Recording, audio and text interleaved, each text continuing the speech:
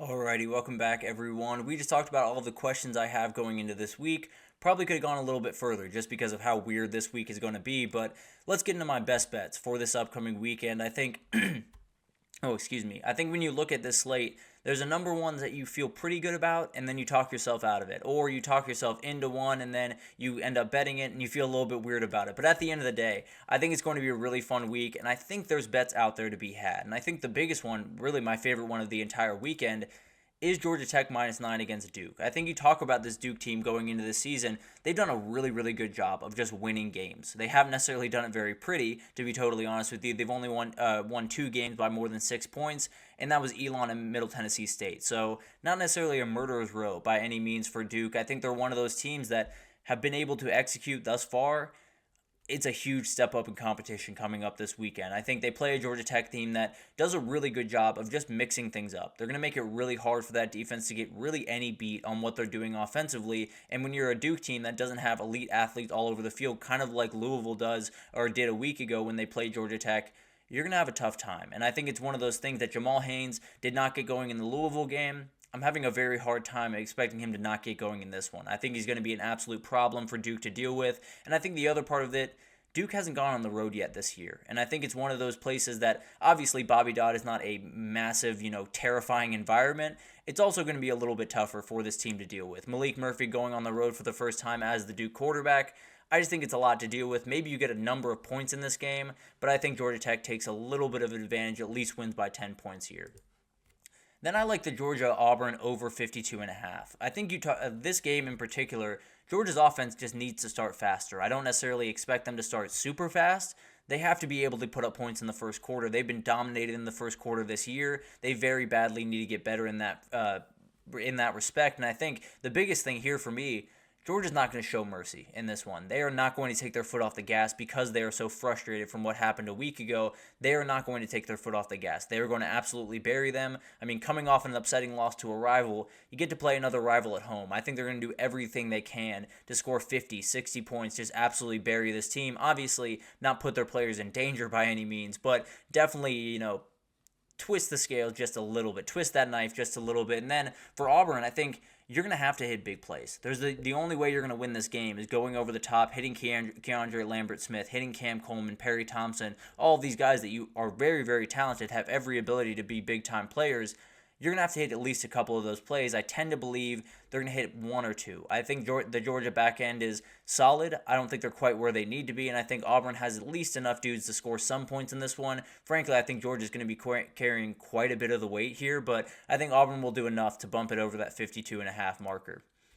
I do like SMU +7 against Louisville, and this is one that I've kind of gone back and forth a bit throughout this week, but Louisville was a lot. I think there were a number of mistakes that happened within that Louisville game against Notre Dame that could make you think, well, they just don't have to make those mistakes this upcoming weekend and they'll be more than fine.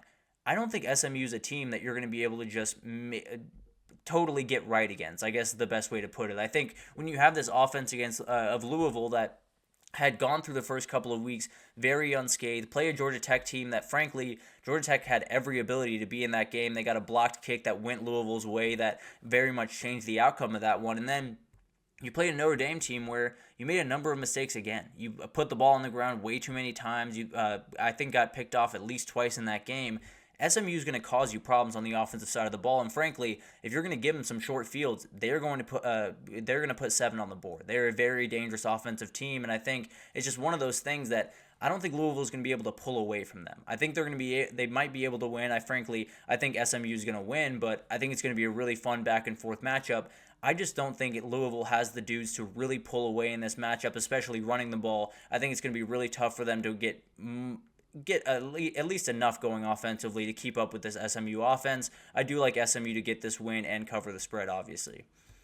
Then we got Pitt -2, or 2.5, excuse me. I can't understand where this line came from, and that makes me a little bit nervous, to be totally honest with you, but at the end of the day, Pitt has been downright awesome this year. They're one of the best offenses in the country. They're doing incredible things. Eli Holstein is doing just awesome things at the quarterback position, and we don't really know what UNC is. They just got absolutely torched at home by JMU, then lost a really tough game in a rivalry game against Duke.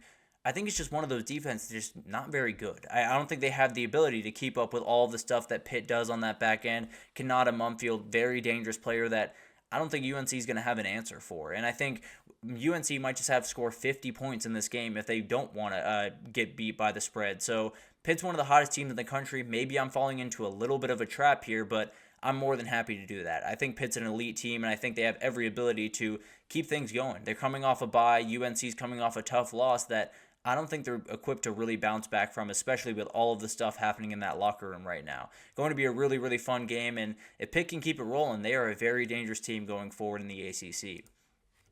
I like South Carolina to cover the spread against Ole Miss. I just don't really like this Ole Miss team. I got to be totally honest with you guys. I think it's one of those teams that I came into the year so excited about. I think they had so much talent coming in from the transfer portal. Obviously, Jackson Dart, obviously, Trey Harris, all of the weapons they had. The thing is, the game last week, it showed all of the things that I was worried about for this team. The lack of physicality on the offensive line, mental errors that let Kentucky stay in that game, and then the inability, to just work through the punches. You're going to get punched in the face every single week in the SEC. There is not a reality where you won't. You're going to have to be able to handle it every single week. And frankly, you're going to get punched in the face the second you step into that stadium because those fans are going to have it out for you. I can absolutely promise you that, especially Juice Wells on that Ole Miss side.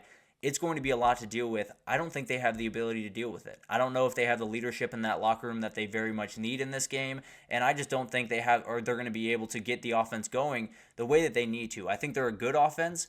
I think they're being a little bit one-dimensional right now. If they don't unlock that run game, which is going to be tough to do against South Carolina, it could be another long day. I do think it's one of those that Ole Miss has every ability to win. I look at it and I can't figure out a reason why Ole Miss is going to win this game by multiple scores and go on to get a big-time win in this one. And this is one of the reasons. I do think we hit the under in this Ole Miss South Carolina game. 53.5 is the line there. And it's one of those things. I just talked about the aggressive pass rush of South Carolina. It's going to be a nightmare. And it's going to be one of those things that Ole Miss is not going to want to make a lot of mistakes. They're not going to want to give South Carolina life, especially in front of this home crowd. I think it's just one of those things that if this pass rush can get home a couple of times and slow down this offense just a little bit, it's going to be really tough for Ole Miss to really bounce back the way that they need to. And then the other issue is South Carolina, to be totally fair. You have a quarterback position that is still kind of up in the air. It sounds like Lenora Sellers will be going, but it's a little bit kind of all over the place right now. Robbie Ashford was able to get a win for them against Akron. He won't be able to get a win for them in this one. I can almost promise you that. So very badly want Lenora Sellers to go in this one if you're a South Carolina fan. But at the end of the day, I think South Carolina is going to follow the Kentucky model. I think they have every ability to do that. I think they have every ability to just slow this game down, run the ball with Rocket Sanders and Lenora Sellers, just make life really tough for Ole Miss to get really anything going. And then you look up in the third quarter and it's 17-10, and it's a very low scoring game. They're battling it out, and it's a couple of plays that are going to make all the difference in this one. So I think it's going to be a little bit of a slugfest, especially in the first half. I don't think there's going to be much of anything going for either of these offenses. And then we got Michigan-Washington under 41.5. This might be one of the grossest games of the week, guys. But at the end of the day, it is a title rematch, which sounds crazy to say, even 9 months removed from it. But here we are. I think this Michigan offense against the linebackers that Washington has is not necessarily the greatest matchup in the world. I think it's a little bit closer to what they faced against Texas than what they faced the rest of the year. And I do like the USC linebackers. I think when you talk about Carson Bruner, Tutu Pala, it's going to be really tough for this Michigan team to really get what they want to get going on the ground. I think Michigan running the ball is not going to be a problem the rest of the year. I feel pretty confident saying that. But I do think there's an ability where you hold them to 100 yards on the ground, 120, 150 on the ground, you're probably doing enough. If they're going to throw for 83 yards in the air, you're going to be doing plenty if you're holding them to 150 on the ground. So Washington doesn't have to be spectacular in this one by any means. I think we all understand no one has to be spectacular against Michigan to get that win. But at the end of the day, on the other side, Washington's offense I just don't really like. And I know they're finding a little bit of groove. I know Will Rogers is kind of getting things going. You scored 21 points against Rutgers. you're probably not scoring 21 points against Michigan. Let's be totally honest. I think it's going to be an absolute battle. Josiah Stewart is turning into an absolute game wrecker coming off the edge, and then that elite defensive line is doing exactly what they should be doing, which is taking over pretty much every game they play in. So I wouldn't be surprised if we looked up and Washington had 6 points in this game. I think it's going to be really, really tough for them to get going. I think the Washington defense knows they're going to have to play probably their best football they've played all year to win this one, and then Michigan's defense knows the exact same thing because they know that very well at this point. So it's going to be a really tough battle. I think we could look up at halftime of this game. It's 10-3, and no one has much of anything going offensively. So it's going to be a little bit of a rock fight. Obviously not necessarily the rematch that we expected to get, but here we are. I think it's still going to be a really fun one, just a little bit of a battle in the trenches.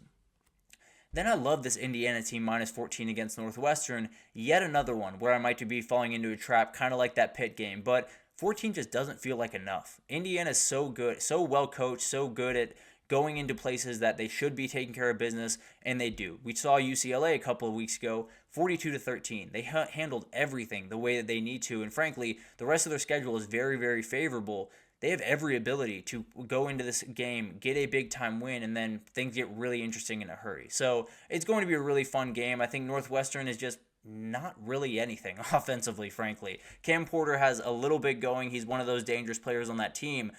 Not much else. I don't think there's much else that Indiana really has to worry about, and I think Indiana's in a spot where they could do exactly what they did to UCLA a couple of weeks ago. It's going to be a fun matchup, one of those that could sneak up on me. Maybe I'm getting lulled into a false sense of security here, but I think Indiana might win by 35 points in this game. I think they might just dominate, and Northwestern is comfortably the worst team in this conference. So it's going to be really fun to watch these unfold. I think best bets this week is going to be really tough to come by. I think there's a lot of games that could go either direction. There's a couple of games that maybe you feel pretty good about one spread and then you talk yourself right out of it. So it's going to be a really interesting matchup. Going to be really, really fun to watch these unfold. But let's take our final break here. And when we come back, we're going to break down all the headlines we haven't got to throughout the week. The biggest one came in the recruiting world and it came around the Auburn football program. Absolutely huge commitment for them. But we'll break it down right after this, so stick with us.